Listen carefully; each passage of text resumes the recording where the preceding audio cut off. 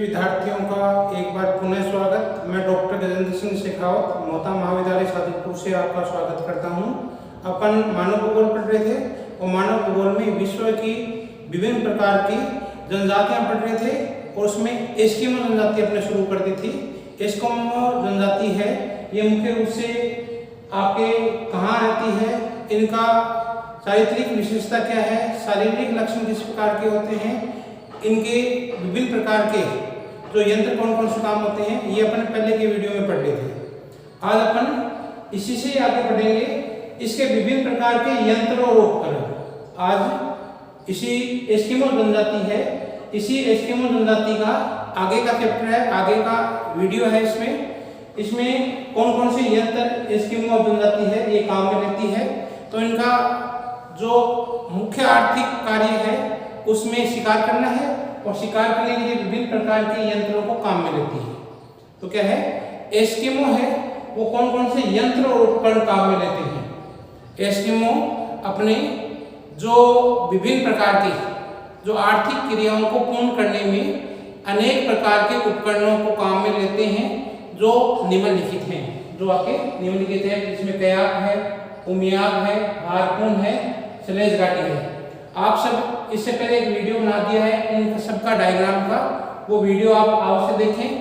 आपको ये वीडियो इसे देखने से पहले आप पहले का जो वीडियो है उसको देखोगे तो उसमें काफी आपको हेल्प मिलेगी, क्योंकि कयाक है, उमियाक है, हारपून है और स्लेज गाड़ी है। ये इनके फोटो आप उसको देख लोगे तो आपके दिमाग में एक चीज स्थिर हो जाएगी कि ये कयाक ये चीज होती है, उमियाक ये चीज होती है, हारपून इस प्रकार का यंत्र होता है, स्लेज गाड़ी इस प्रकार की होती है। तो आप इससे पहले जो वीडियो है मैंने बना दिया है, अपलोड कर दिया है। आप एस्किमो जनजाति है उसका फोटो है, विभिन्न प्रकार की ये यंत्र है, इनके चित्र है, डायग्राम है, आप उनको अवश्य एक बार देख लें पहले। तो यंत्र उपकरणों में जो आर्थिक क्रिया है इसके अनेक प्रकार के जो पूर्ण करने के लिए अनेक प्रकार के उपकरण काम में लेता है जो निम्नलिखित हैं। जैसे कयाक क्या होता है, सील मछली का शिकार करने के लिए पुरुषों द्वारा प्रयोग में ली जाने वाली नाव को कयाक कहते हैं, जिसकी लंबाई होती है वो 5 से 6 फीट होती है।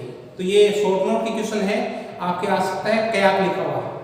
शॉर्ट नोट में जो 2 नंबर का क्वेश्चन आता है, 2 नंबर के क्वेश्चन में सीधा सिंपल लिखा होता है कयाक। तो कयाक क्या है, कयाक पुरुषों द्वारा जो काम में ली जाने वाली नाव होती है शिकार में, मछली का शिकार, जो सील मछली का शिकार करते हैं, सील मछली के शिकार के लिए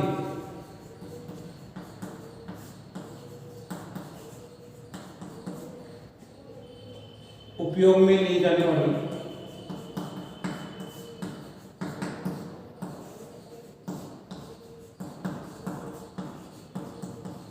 नाव, जो क्या है, पुरुषों द्वारा सील मछली का शिकार करते हैं। तो सील मछली का शिकार करने के लिए जो नौका काम में लेती है, इस नौका को कहा जाता है कयाक और इसकी लंबाई होती है 5 से 6 फीट लंबाई। छोटा नोटिफिकेशन आ सकता है आपके। कयाक क्या है, तो पुरुषों द्वारा शिकार करने के लिए जो काम में ली जाने वाली, प्रयोग में ली जाने वाली नाव होती है उसको कयाक कहते हैं और इसकी लंबाई आती है 5 से 6 मीटर। 5 से 6 मीटर इसकी लंबाई होती है, वो 5 से 6 मीटर। दूसरा उमियाक। उमियाक क्या है, स्त्रियों द्वारा जो शिकार के समय काम में ली जाने वाली नाव होती है उसको उम्याक कहा जाता है। स्त्रियों द्वारा उपयोग में ली जाने वाली नाव को उम्याक, स्त्रियों द्वारा उपयोग में ली जाने वाली नाव को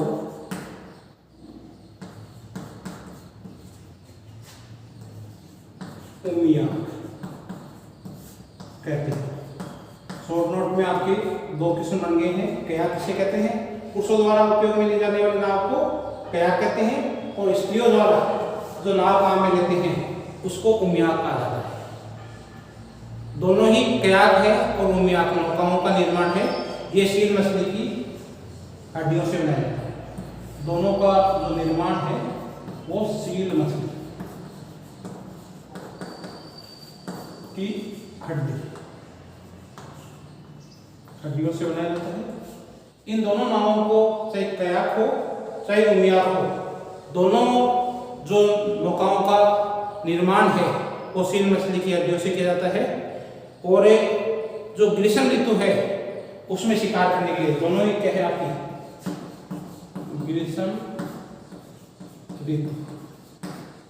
ग्रीष्म ऋतु में जो शिकार किया जाता है उसके लिए इन नौकाओं को प्रयोग में लेते हैं। ग्रीष्म ऋतु में नदियों, झीलों, तालाबों व जलीय भागों में नावों का उपयोग किया जाता है। एस्किमो इन नौकाओं में बैठकर तटवर्ती क्षेत्र में हवेल है, सील मछली है, वालरस है आदि का आखेट करते हैं। जितनी भी मछलियां हैं इनका आखेट किया जाता है। हवेल, सील मछली है, वालरस है,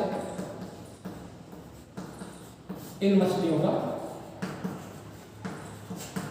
शिकार किया जाता है। तो क्या है कि ये दोनों प्रकार के नाव है। कयाक पुरुषों द्वारा काम में ली जाती है, उम्याक स्त्रियों द्वारा काम में ली जाती है। दोनों नौकाओं का जो निर्माण है वो आपके सील मछलियों की हड्डियों से किया जाता है। इस ग्रीष्म ऋतु है, ग्रीष्म ऋतु में शिकार करने के लिए जब नदी, झील, तटवर्ती जलीय भागों में इन नौकाओं का उपयोग किया जाता है।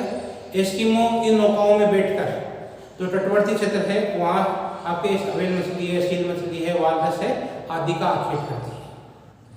तीसरा आपका महत्वपूर्ण यंत्र है, उपकरण है, उसमें हार्पून सबसे इंपॉर्टेंट है। शॉर्ट नोट की दृष्टि से काफी इंपॉर्टेंट है। आपका मोस्ट क्वेश्चन है हार्पून। हार्पून क्या है? एस्किमो का सबसे महत्वपूर्ण हथियार, यहाँ लिख लो, सबसे महत्वपूर्ण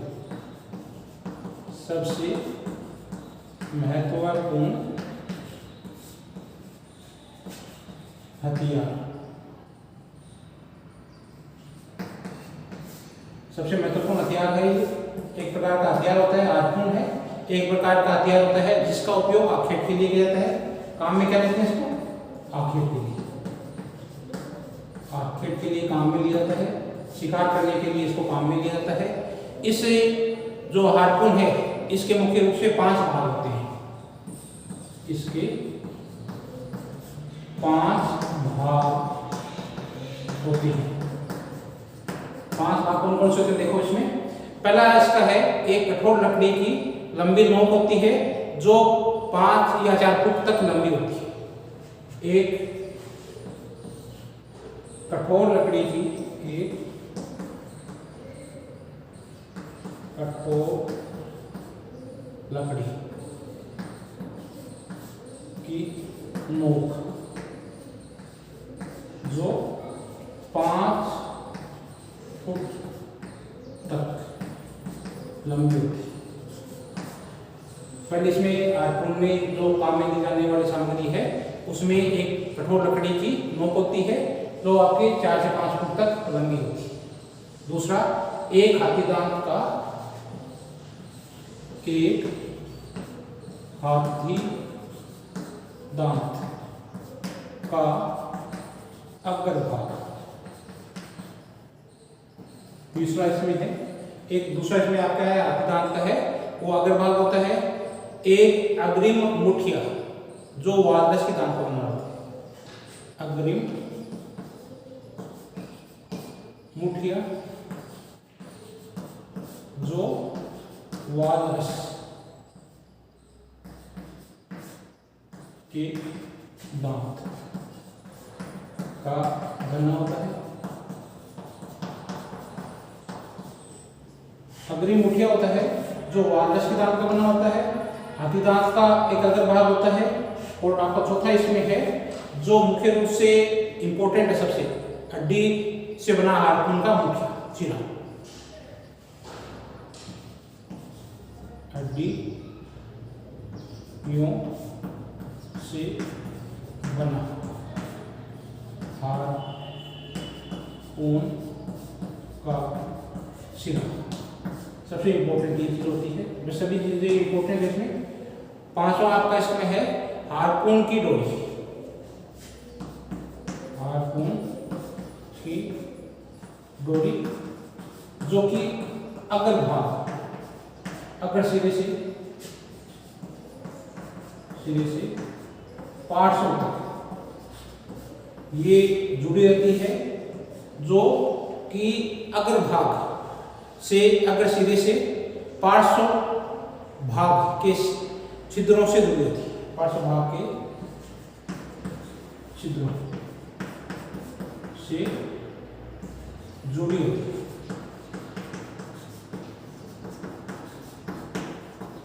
पार्श्व भाग तो ये मुख्य रूप से क्या है, हार्पून होता है, एक प्रकार का हथियार होता है जो आपका क्या है, शिकार करने के लिए काम में आता है।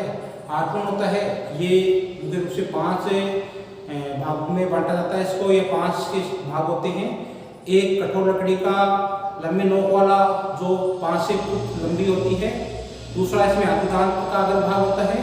एक अग्रिम मुठिया होता है जो वालरस के दांत का बना होता है। हड्डी से बना हुआ हार्पून का सिरा होता है। हार्पून की डोरी इसे जो नोक से लेकर आपके पार्श्व भाग के छिद्र से जुड़ी होती है। शील मछली का छिद्रों में जब सांस लेने के लिए आती है तो हार्पून है, ये 2 प्रकार का है। एक प्रहार करने वाला हार्पून होता है और दूसरा फेंकने वाला। तो क्या है, ये 2 प्रकार का हार्पून होता है। हार्पून है, ये 2 प्रकार का हार्पून। एक तो जब सील मछली है, सील मछली श्वास लेने के लिए जब छिद्रों से बाहर आती है, छिद्रों में आती है सांस लेने के लिए, तब जो प्रहार वाले हार्पून,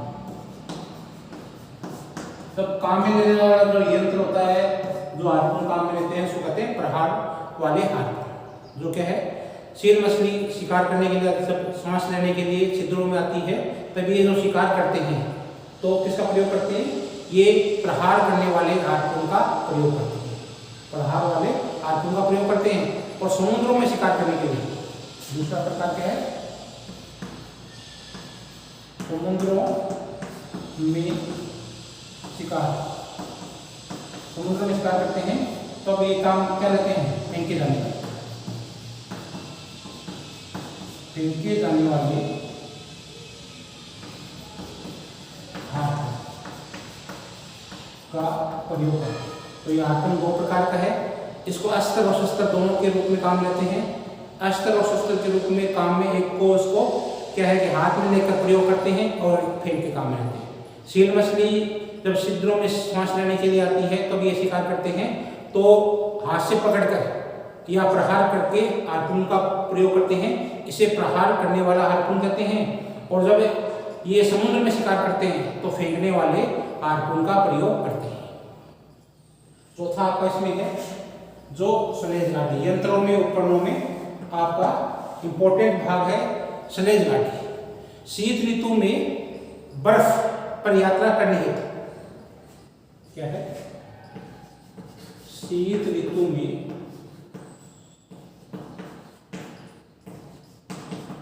बर्फ पर यात्रा करने के लिए और ग्रीष्म ऋतु में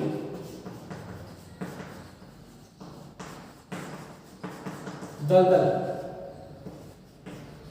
जो दलदली भाग होते हैं उन पर यात्रा करने के लिए,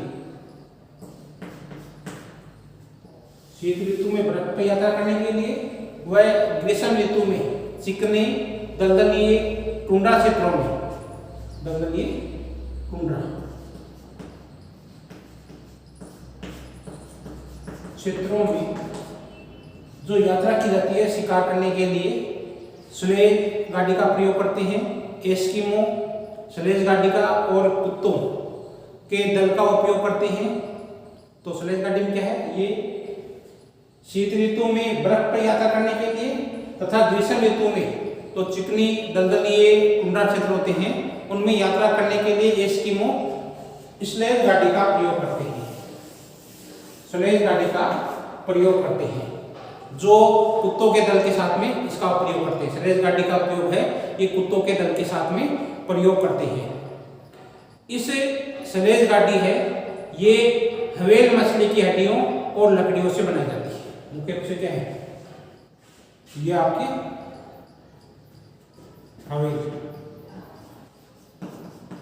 व्हेल मछली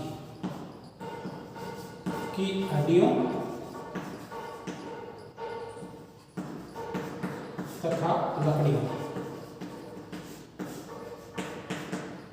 से बनाई जाती है।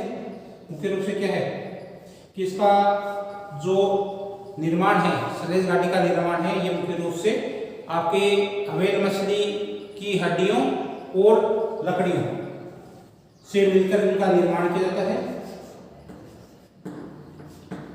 जब ये तैयार गाड़ी हो जाती है तो उस पर जो 12 सिंगा होता है उसके मुड़े हुए सिंग होते हैं वो हैंडल के रूप में काम में लिया जाता है। और इसमें क्या है कि एक चमड़े की रस्सी भी लगी होती है स्लेज गाड़ी में। तो स्लेज गाड़ी का जो चित्र है इससे पहले जो मैंने वीडियो है उसमें आपको बता दिया है, आप लोग उसको देख लेना। आपको उनका भी चित्र बनाया है, उनियाक और आपको क्या है जो कयाक है इसका भी चित्र है। तो ये स्लेज गाड़ी है, ये मुख्य रूप से क्या है कि शीत ऋतु में बर्फ पर यात्रा करने के लिए तथा ग्रीष्म ऋतु में चिकने दलदलीय टुंड्रा क्षेत्रों में यात्रा करने के लिए प्रयोग की जाने वाली एस्किमो की एक स्लेज गाड़ी होती है वो, तथा इसमें क्या है कुत्तों के दलों का उपयोग करते हैं। स्लेज गाड़ी है ये व्हेल मछलियों की हड्डियों तथा लकड़ियों की बनाई जाती है, जिसमें चमड़े की रस्सी से जुड़ी होती है। ये क्या है, चमड़े की रस्सी से,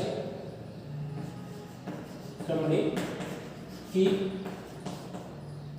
रस्सी चमड़े की रस्सी से जुड़ी होती है। अब क्या है, एक तो उसमें क्या है और हैंडल के रूप में क्या है 12 सिंगा के मुड़े हुए सिंग है, ये हैंडल के रूप में तैयार किया जाता है इसको हैंडल कर। इसके लिए 12 सिंगे के मुड़े हुए जो सिंग होते हैं उनसे हैंडल तैयार किया जाता है। स्लेज खींचने के लिए 5 से 6 कुत्तों का दल होता है, 5 से 6 कुत्तों का दल होता है स्लेज खींचने के लिए।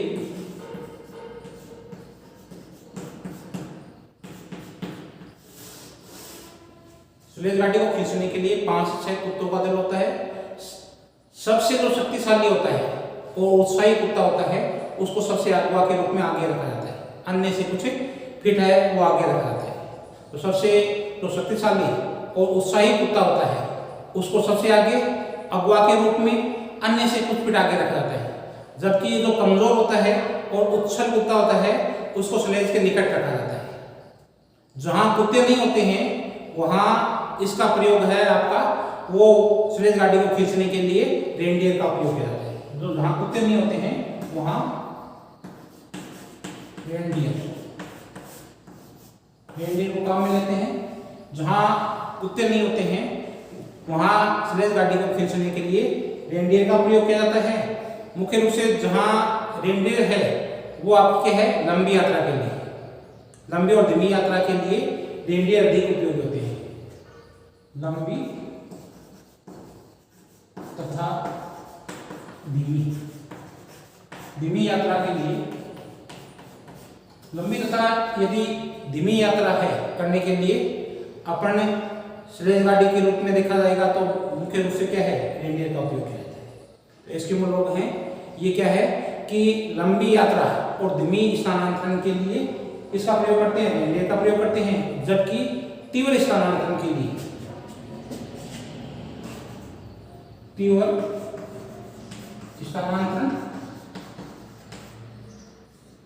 तथा शिकार आखेट के लिए कुत्तों का प्रयोग, कुत्तों के दल का प्रयोग। तो समय अनुसार क्या है, ये रेनडियर और कुत्तों के दल का उपयोग में करते हैं। समय अनुसार कुत्ते और रेनडियर का उपयोग किया जाता है। तो धीमी यात्रा करने के लिए, धीमे स्थानांतरण के लिए और यात्रा लंबी करनी है तो रेनडियर का प्रयोग किया जाता है। और जबकि क्या है कि कुत्ते होते हैं ये तीव्र यात्रा के लिए, तीव्र स्थानांतरण के लिए और आखेट के लिए, क्योंकि उसी क्या है तीव्र यात्रा और आखेट के लिए कुत्तों का प्रयोग किया जाता है, जबकि रेनडियर का प्रयोग है ये लंबी यात्रा और धीमी यात्रा करने के लिए, स्थानांतरण के लिए रेनडियर का प्रयोग किया जाता है। तो समय अनुसार, परिस्थिति अनुसार कुत्ते और रेनडियर का प्रयोग किया जाता है। जब यात्रा लंबी करनी है और धीरे धीरे यात्रा करनी है तो रेनडियर का प्रयोग किया जाता है, और जब तीव्र गति से जल्दी पहुंचना होता है और आखेट के लिए मुख्य रूप से किसका प्रयोग करते हैं, अपन कुत्तों का प्रयोग करते हैं। कुत्तों में भी क्या है कि जो उत्साही कुत्ता होता है उसको सबसे आगे रखा जाता है, और जो आपको क्या है कि उच्छल कुत्ता होता है, कमजोर कुत्ते होते हैं, उसको सुरेश गाड़ी के पास में रखा जाता है। सुरेश गाड़ी मुख्य रूप से आपके हवेली मछली की हड्डियों की तथा लकड़ियों की बनाई जाती है, और ये बर्फ पर चलाने वाली एक प्रकार की क्या है कि गाड़ी होती है। तो आपकी समझ में आ जाना चाहिए, इंपॉर्टेंट है सुरेश गाड़ी का, शॉर्ट में प्रश्न आ जाएगा। तो सुरेश गाड़ी क्या है, शीत ऋतु पर यात्रा करने के लिए, ग्रीष्म ऋतु के जो चिकने दलदली क्षेत्र होते हैं उसमें काम लेने के लिए एस्किमो स्लेज गाड़ी का प्रयोग करते हैं। कुत्ते को दल का प्रयोग करते हैं। स्लेज गाड़ी मुख्य रूप से आपके जो हवेली मछली है उसकी हड्डियों से बनाया जाता है और लकड़ियों से इसको बनाया जाता है। इसमें चमड़े की रस्सी लगी होती है, 12 सिंगे का हैंडल के रूप में प्रयोग करते हैं। उत्साही कुत्ता होता है उसको आगे रखा जाता है, कमजोर कुत्ते को स्लेज गाड़ी के पास में रखा जाता है। जहाँ कुत्ते नहीं होते वहाँ रेनडियर का प्रयोग किया जाता है। रेनडियर का प्रयोग आपकी क्या है लंबी और धीमी यात्रा के लिए, जबकि जो तीव्र गति से यात्रा करना है, स्थानांतरण करना है, आखेट करने के लिए अपन कुत्ते का प्रयोग करते हैं। रेनडियर और कुत्ते हैं, इनका समय अनुसार प्रयोग किया जाता है। एस्किमो जनजाति का समाज। एस्किमो एक पितृवंशीय समाज है। एस्किमो क्या है, एस्किमो एक पितृवंशीय समाज है। एस्किमो पितृवंशीय समाज है जिसमें सबसे अधिक आयु के पुरुषों को सर्वाधिक सम्मान दिया जाता है। जिसमें सबसे अधिक आयु के पुरुष को सबसे अधिक सम्मान दिया जाता है। वृद्ध पुरुष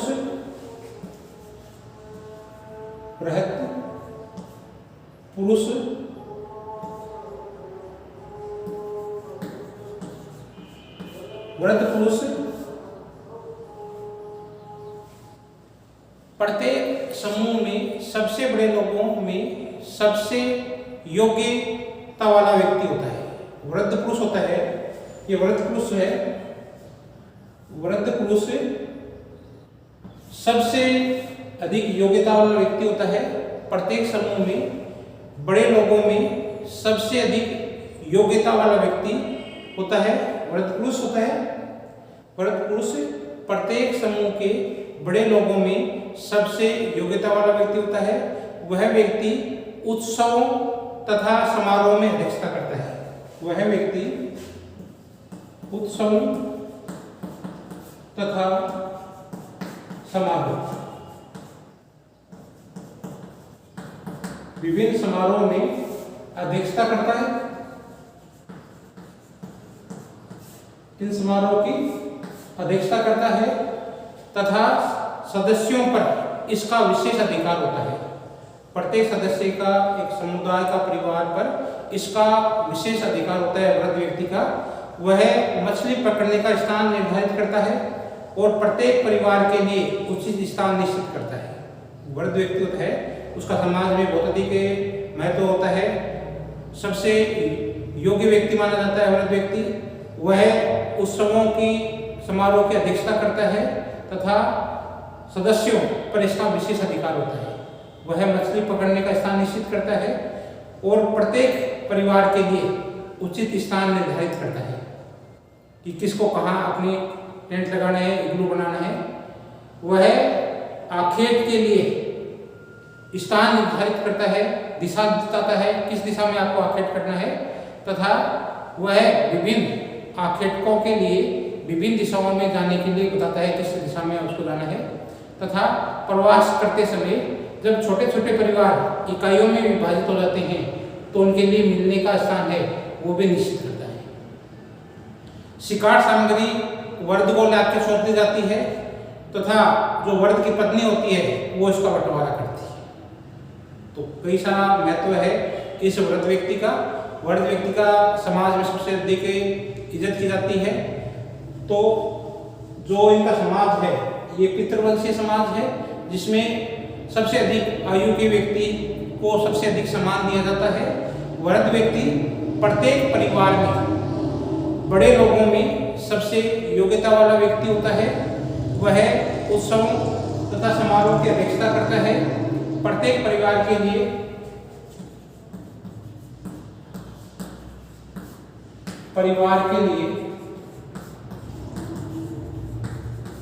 स्थान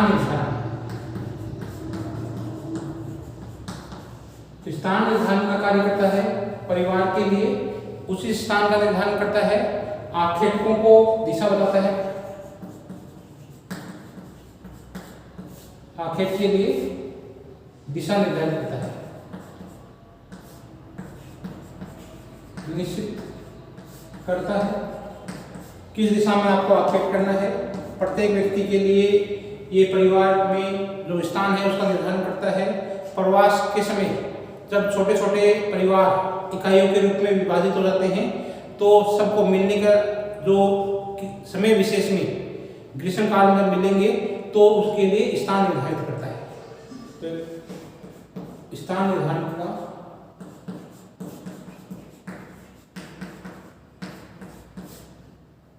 मिलने का स्थान,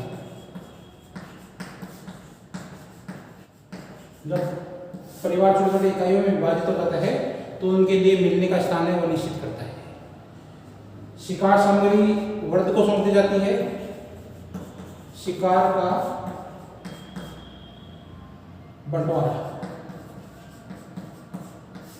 बंटवारा होता है। ये वृद्ध व्यक्ति की जो पत्नी होती है वो इसका बंटवारा करती है। शिकार को जैसे शिकार होता है तो शिकार सामग्री है वृद्ध को सौंप दी जाती है, वृद्ध को सौंप दी जाती है। और जब शिकार का जो बंटवारा की बात आती है तो इसकी पत्नी होती है वो इसका बंटवारा करती है। शिकार में जो उपयोग में आने वाले जो सामग्री होती है जैसे नाव और जाल,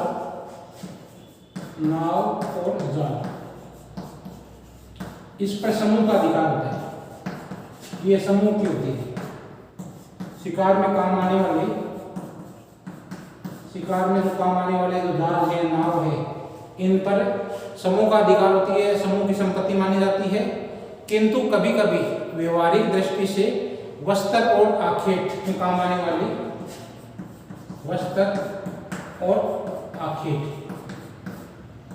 के काम आने वाले जो अस्त्र शस्त्र होते हैं,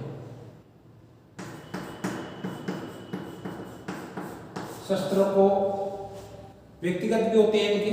कभी कभी जो व्यवहारिक दृष्टि से इनके जो वस्त्र हैं और जो आखेट में काम आने वाले व्यक्तिगत जो शस्त्र होते हैं, व्यक्तिगत शस्त्र, इस पर परिवार का और व्यक्तिगत अधिकार भी होता है। एस्किमो में बहुपत्नी प्रथा,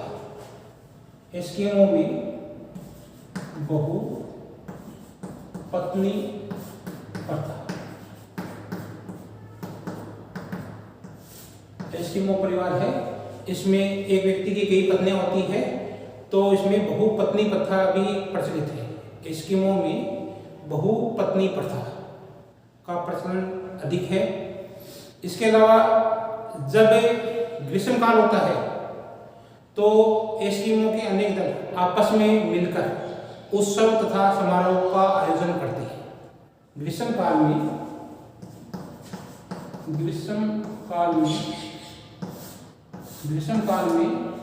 जब एस्किमो के अनेक दल आपस में मिलकर क्या करते हैं, उत्सव और समारोह का आयोजन करते हैं।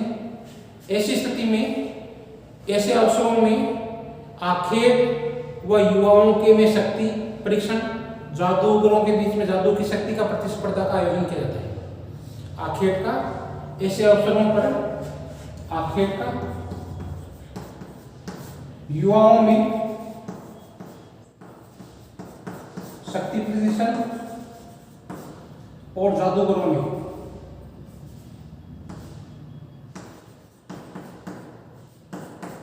जादुई शक्ति का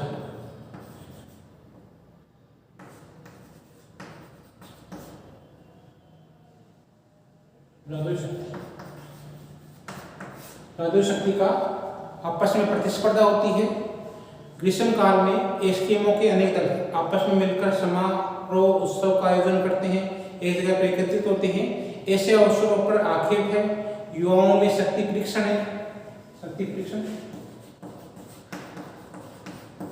परीक्षण तथा जादूगरों में जादू की परस्पर जादू शक्ति की प्रतिस्पर्धा का आयोजन किया जाता है। एस्किमो साइबेरिया में मौन व्यापार भी करते हैं। एस्किमो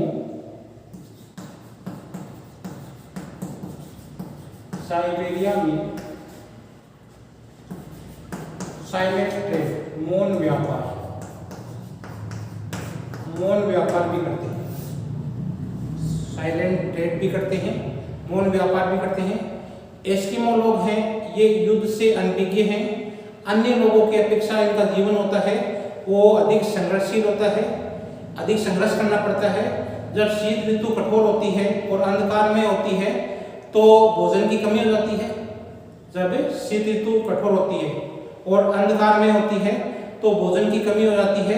ऐसे में जो बूढ़े लोग होते हैं, अशक्त लोग होते हैं, ये व्यक्ति आत्महत्या कर लेते हैं। ये बर्फीली हवाओं में बाहर निकल जाते हैं। और जो युवाओं के लिए, जो बच्चे हैं लोगों के लिए, औरतों के लिए क्या है कि ये जो सख्त व्यक्ति होते हैं, उन व्यक्तियों के लिए भोजन सामग्री की जब कमी हो जाती है तो उनको भोजन सामग्री मिल सके, इसलिए क्या करते हैं कि जो बीमार लोग होते हैं, बूढ़े लोग होते हैं, अशक्त लोग होते हैं, ये तूफान में निकल जाते हैं। तो शीत ऋतु जब कठोर होती है, अंधकार में होती है, भोजन की कमी हो जाती है, तो ऐसे समय में जो बूढ़े और अशक्त लोग होते हैं ये व्यक्ति आत्महत्या कर लेते हैं। ये जो खूब अंत में तूफान में होता है, हिमगंजा होती है, बर्फ की बरसात होती है, बर्फ की आंधियां चलती है, तो उसमें बाहर निकल जाते हैं, इग्लू से बाहर निकल जाते हैं, ताकि कि जो इनके परिवार के अन्य लोग हैं उनको भोजन सामग्री पर्याप्त मात्रा में मिल सके। तो ये इनका समाज है। अब इसी में एक टॉपिक और बताता है, दो टॉपिक और बताते हैं, वातावरण से समायोजन। जो एस्किमो लोग हैं अपने प्राकृतिक वातावरण से एस्किमो लोगों का अनुकूलन सुंदर उदाहरण है। अपने प्राकृतिक वातावरण से एस्किमो लोगों का अनुकूलन सुंदर उदाहरण है। अपने निकट की सामग्री से उपयोग करके जो हिम निवास इग्लू बनाते हैं, प्रौद्योगिकी यांत्रिकी के प्रभाव और व्यवहार का ये उदाहरण ये प्रकट करता है कि किस सुगमता से इग्लू का निर्माण करते हैं ये लोग। तो क्या है कि वातावरण के साथ समायोजन में अपन को लिखना है कि आसपास की जो प्राकृतिक वातावरण है उसके जो ये एस्किमो लोग हैं अपने किस प्रकार से उन्होंने अनुकूलन कर रखा है। अपने प्राकृतिक वातावरण से एस्किमो लोगों का जो अनुकूलन है ये सुंदर उदाहरण है। अपने निकट की सामग्री से, निकट की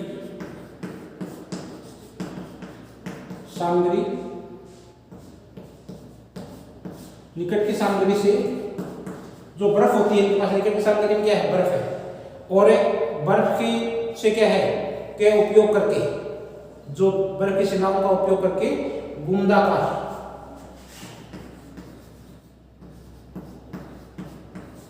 गुंदाकार हिम निवास इग्लू, इग्लू का निर्माण करते हैं। तो प्रकृति के साथ क्या है, उन्होंने समायोजित स्थापित कर रखा है। प्रौद्योगिकी यांत्रिकी प्रभाव का व्यवहार का उदाहरण यह प्रकट करता है कि किस सुगमता से ये इग्लू का निर्माण करते हैं। इसी प्रकार से स्लेज गाड़ी बनाने में, स्लेज गाड़ी के निर्माण में वालरस की हड्डियों का प्रयोग करते हैं। जो स्लेज गाड़ी होती है शीतकाल में और ग्रीष्मकाल में ये बर्फ पर चलाने वाली गाड़ी है, इसका काम में लेते हैं। तो उसमें जो कुत्ते और रेंडियर से खींची जाती है, ये जो स्लेज गाड़ी है इसका निर्माण वो वहाँ सामग्री क्या मिलेगी, उनको वालरस की हड्डी मिलेगी। तो वालरस की हड्डी है, इसका उपयोग करते हैं स्लेज गाड़ी के निर्माण में। हिम जंजा और जो हिम पर सूर्य का जो प्रकाश किरण पड़ती है, इससे अपनी आंखों को बचाने के लिए अपनी जो सूर्य से आने वाली जो किरणें हैं, हिम झंझा के समय हिम पर जो सूर्य की पड़ने वाली किरण होती है उसकी चमक से अपनी आंखों को बचाने के लिए आंख कवच का प्रयोग करते हैं। आंख कवच, आंख कवच का प्रयोग करते हैं। ये आई स्लाइड्स होती है, ये भी अपने चमड़े की बनी होती है। ये जितनी भी आपके स्लेज गाड़ी है, इग्लू है, आइस कवच है, ये मैंने इससे पहले एक वीडियो बनाया है, उसमें इन सब की फोटो दिखाई है। आप लोग उसको देख लें, अच्छी तरह से समझ लें, आपको समझ में आ जाएगा। देखने से आपके स्मृति पटल है उस पर वो अंकित हो जाएंगे। इसलिए आप इसको एक बार ये वीडियो देखिए, इससे पहले एक वीडियो वो भी देख लें, ताकि क्या है कि ये आपकी स्लेज गाड़ी है, वालरस किस प्रकार का है, स्लेज गाड़ी इग्लू आंख कवच के है, आइस जो स्लाइड है वो किस प्रकार की बनी हुई है, बिल्कुल चमड़े की बनी होती है। और आंखों पर इसका सूर्य का प्रभाव है, किरणों का प्रभाव ये नहीं पड़े, इसके लिए क्या है कि आंख कवच का प्रयोग करते हैं। तो ये सब क्या है, इसे अनुकूलन का सुंदर उदाहरण है। अगला इसमें पॉइंट लास्ट हो जाता है, आधुनिक संस्कृति से संपर्क। आधुनिक संस्कृति से ये इसके मूल मिल रहे हैं नहीं मिल रहे हैं, ये अपन को लिखना आधुनिक संस्कृति के संपर्क। आधुनिक संस्कृति है से संपर्क, आधुनिक संस्कृति से संपर्क। इसमें लिखना अपन को एस्किमो वर्तमान में जैसे जैसे यूरोपीय लोगों से मिल रहे हैं, एक तो यूरोपीय से मिल रहे हैं, यूरोपीय लोगों से, और दूसरे मिल रहे अमेरिकन से, अमेरिकन लोगों से। जैसे ही एस्किमो लोग हैं इन यूरोपीय और अमेरिकन लोगों से मिल रहे हैं, संपर्क में आ रहे हैं, वैसे वैसे इनकी जीवन शैली है वो भी धीरे धीरे परिवर्तित हो रही है। इनकी जो परंपरागत शैली है उसमें तीव्रता से परिवर्तन आ रहा है, तीव्रता से बदल रही है। ये लोग भरण पोषण वाली अर्थव्यवस्था है उससे तंग आ गए हैं, अब अपना समूह का व्यापार करते हैं। भरण पोषण वाली क्या लिखना इसमें, अपनी भरण पोषण अर्थव्यवस्था